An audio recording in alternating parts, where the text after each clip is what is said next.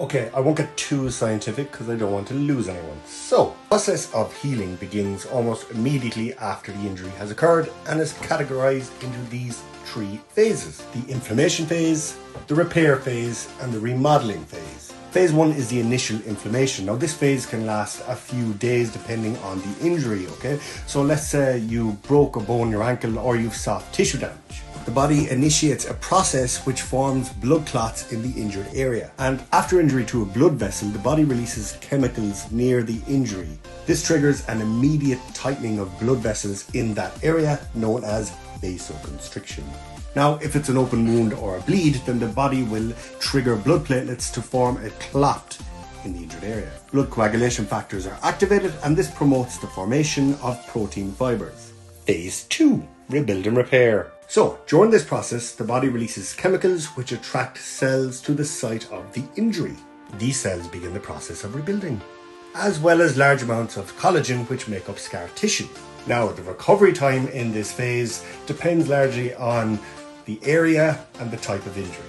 For example, let's say you sprain your ankle. Okay, this phase can take 3 to 6 weeks, whereas another body part that will have a lot more blood flow will repair a lot quicker. Phase 3, remodeling and strength training.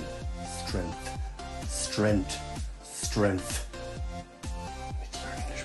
The final phase of the healing process may last several weeks, months, or even years, depending on the injury.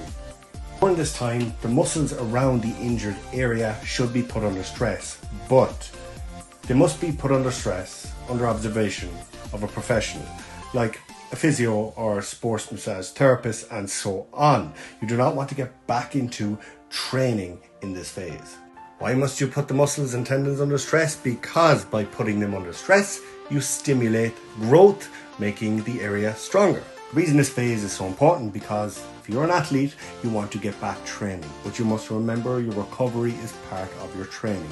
If you do not recover correctly, you're going to be injured for longer.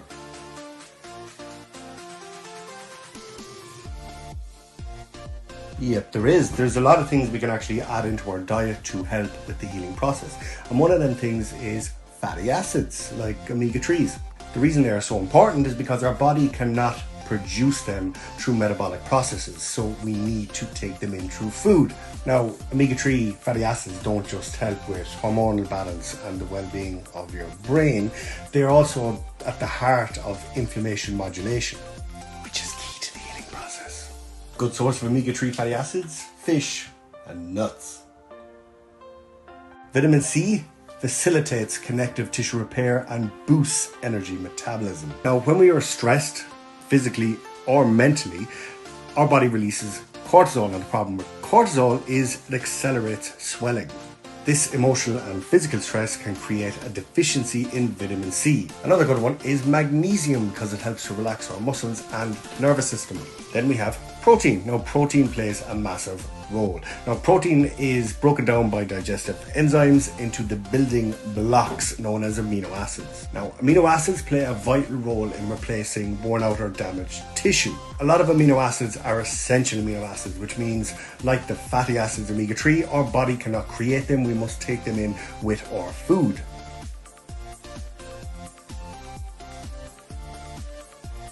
Actually, are a lot of spices you can add into your diet as well, which do help in the repair process. Just like in your question, turmeric, its active component is something called curcumin, which is shown to fight inflammation.